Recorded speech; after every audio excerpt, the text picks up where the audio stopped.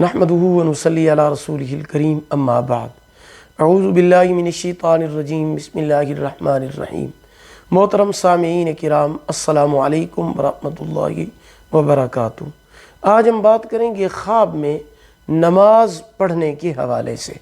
اس کی مختلف صورتیں ہیں اور ان کی مختلف تعبیریں ہیں۔ خواب میں نماز پڑھنا صراط مستقیم یعنی سیدھے راستے پر چلنے اور نیک عمل کرنے کی علامت ہے۔ خواب میں نماز اندھیرے میں پڑھنا غموں سے خوشی پانے کی علامت ہے۔ خواب میں نماز قبلے کی طرف منہ کر کے پڑھنا دین اور اسلام میں ترقی کا باعث ہے۔